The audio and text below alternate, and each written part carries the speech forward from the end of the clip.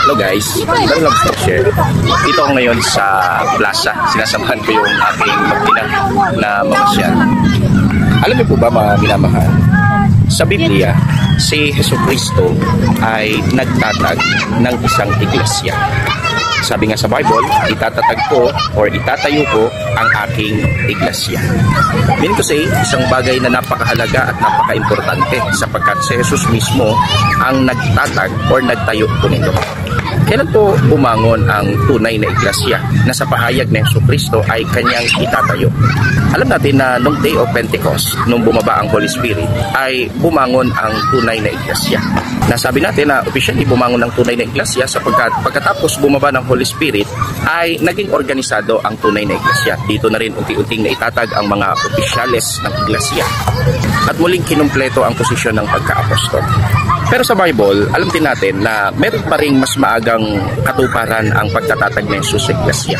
Sabi ni Jesucristo, niluwalhati kita sa lupa pagkaganap ko ng gawa na ipinagagawa mo sa akin.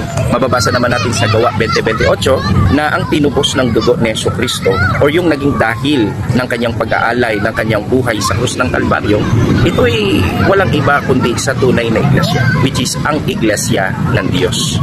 Ibig sabihin, yung pahayag ni Jesucristo na itatayo po ang aking iglesia ay nagpapakita ng una, meron po talagang naitatag or naitayong iglesia, samahan or mananampalataya na kumikilala at sumasampalataya kay Jesucristo. Ikalawa, natupad yung pahayag niya na in the future is babangon ang tunay na iglesia. Ikatlo, ay nagpapakita rin po yun ng ebidensya na hindi lahat ng samahan, pangkati ng pananampalataya o relihiyon, basta tumatawag o sumasampalataya kay Jesus, ay tunay na. Meron kasi akong napanood sa online na sinabing sigurado daw siyang makakapunta sa langit. Kasi siya daw po ay sumampalataya kay Jesucristo, isinuko niya na daw ang kanyang sarili, at yun daw po yung essence or puso ng ebanghelyo. Kaya sigurado daw siya na makapupunta sa langit. Sa unang dinig, napakagandang pakinggan. Isipin mo nga naman, kung sasampalataya ka sa Panginoong Jesucristo, ikaw ay maliligtas. Pero sa katotohanan, kung Biblia ang ating pag-uusapan, hindi mo basta sumampalataya lang is okay na. Mahalaga ang pananampalataya sa usapin ng kaligtasan. Pero merong bagay na madalas hindi napapansin or nakakalimutan ng isang believer. Ano po yun? Na dapat matiyak niya na ang nangaral sa kanya ay sinugo ng Diyos. Sabi nga sa Bible, paano nga silang tatawag sa kanya kung walang napakinggan? Paano silang makakapakinig kung wala namang nangangaral? At paano mangangaral ang sinuman kung hindi naman siya sinugo? At yung mga sinugo, sila ang wika, ay nagdadala ng masasayang balita ng mabubuting bagay na darating. Meaning to say, ang ebanghelyong nakapagliligtas, ito ay dapat bunga ng pakikinig sa pangangaral ng mga sinugo ng Diyos. Hindi o basta kung kanino mo lang napakinggan. Kaya kahit sumampalataya ka pa, kahit sabihin pa natin isinuko mo ang iyong puso kay Jesucristo, pero hindi ka naman napangaralan ng mga sugo ng Diyos, hindi ka talaga tunay na sumasampalataya o tunay na naligtas. Kaya napaka-importante na ang isang tunay na sumasampalataya ay matiyak niya kung sugo yung nangaral sa kanya. Sa panahong ito, sino po ba ang mga sugo ng Diyos na nagdadala ng katotohanan? Sa Biblia, meron pong iglesia na meron pong pang-end time message. Ito po yung mensahe ng tatlong sinugong anghel. At ito po ang ipinapangaral ng tunay na iglesia. Meaning to say, ang tunay na iglesia, sila po yung mga sinugo o may karapatang mangaral. Sapagkat ang ulo o yung aral nila ay galing kay Jesucristo, kaya naman sila po na napangaralan ang may karapatang magbahagi ng tunay na ebanghelyo. Alin po yung tunay na iglesia? Ayon sa Biblia, ito po ang iglesia ng Diyos. Ang iglesia ng Diyos ang pinili or tinubos ng kanyang dugo. Siyempre, hindi naman basta sa pangalan lang. Importante yung pangalan. Pero, pansinin po ninyo, kung sa pangalan pa lang, bagsak na ang isang sekta o relihiyon, imposible na masabing ating tunay ang iglesyang ito.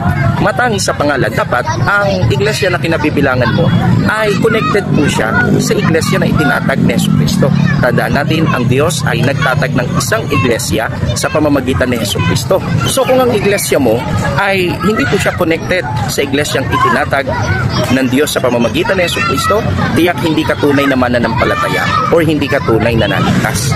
Paano ko malalaman kung ang iglesia na kinabibilangan ko ay connected sa iglesia ng Diyos na itinatag po ng Diyos sa pamamagitan ni Jesucristo?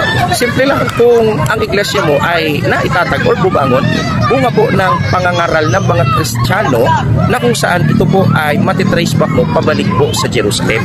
Sapagkat ang tunay na iglesia, ito po ay pinag-usik at nangalat. Batay po sa Biblia, umabot po ang pangangaral ng iglesia hanggang sa dako ng mga hintil.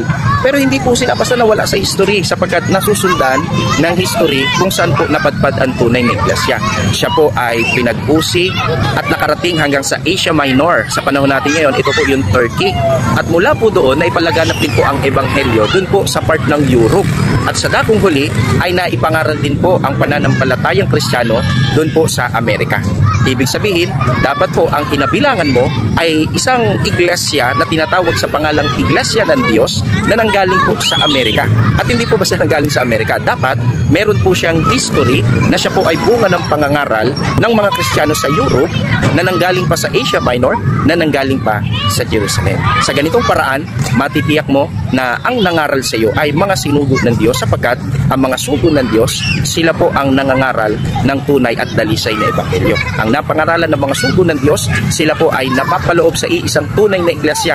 Iglesyang connected po sa first century Christian, tinatawag po sa pangalang Iglesia ng Diyos.